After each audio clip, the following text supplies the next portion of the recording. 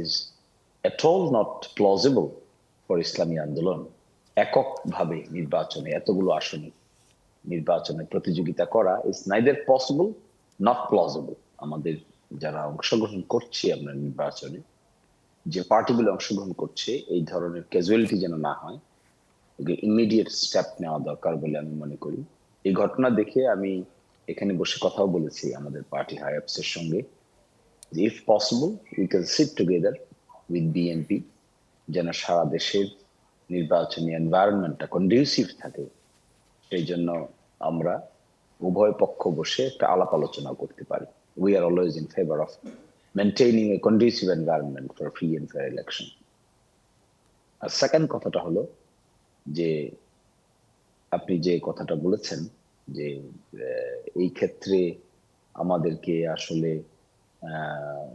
এই এনভায়রনমেন্টটা যদি আমরা মেনটেন করতে হয়, তাহলে মেনটেন করতে গেলে আমি জয়েন্ট কমিটি গঠনের পক্ষে।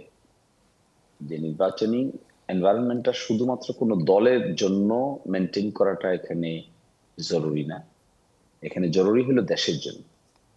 এই নির্বাচন যদি সঠিকভাবে আমরা করতে ব্যর্থ হই, তাহলে the ultimate result of the mass upsurge of the revolution will be seriously questioned. এই জন্য এই নির্বাচনের সুষ্ঠু পরিবেশ ঠিক রাখাটা শুধুমাত্র কোনো দলের পক্ষে বিপক্ষের প্রশ্ন না, প্রশ্ন হলো দেশের ভবিষ্যতের প্রশ্ন। এবং সেটাতে আমাদেরকে, আমার মনে হয়, অত্যন্ত প্র্যাগম্যাটিক পদক্ষেপ নেওয়া উচিত। আমি তার পক্ষে, জয়েন্ট টাস্কফোর্স করার পক্ষে, পার্টিগুলোকে মিলে এনভায়রনমেন্টটাকে ঠিক রাখার জন্য। আর ইসলামী আন্দোলনের সাথে জোটের ব্যাপারে জানতে চাচ্ছিলাম। হ্যাঁ, আমি সেটা বলছি। আরেকটা প্রশ্ন করেছেন জোটের ব্যাপারে। আমার মনে হয় না ইলেকশন প্রসেসে খুব বেশি প্রভাব পড়বে। আমরা যে সমস্ত জরিপ করেছি, এই জরিপে ইন্ডিপেন্ডেন্টলি যে পলিটিক্যাল পার্টির প্রতি আমাদের, of course we are respectful for them, কিন্তু যে পলিটিক্যাল পার্টি এখন এককভাবে নির্বাচন করছেন, ইন্ডিপেন্ডেন্ট যে সমস্ত 3টা জরিপ আমরা করেছি থার্ড অ্যাঙ্গেল থেকে, এই 3টা জরিপেই এককভাবে তারা নির্বাচনে খুব বেশি প্রভাব ফেলতে পারবে বলে কোনো জরিপ বলেনি। However, একটা political party may have its own design and strategy. তো আমরা হলে ভালো হতো, কিন্তু যেহেতু শেষ পর্যন্ত হয়নি, এটা খুব ক্ষতির কারণ হবে বলে আমরা মনে করি না। এবং আমাদের ইন্টারনাল যে জরিপ আছে, জরিপ এটাকে সাপোর্ট করে না যে খুব ক্ষতির সম্মুখীন হতে হবে।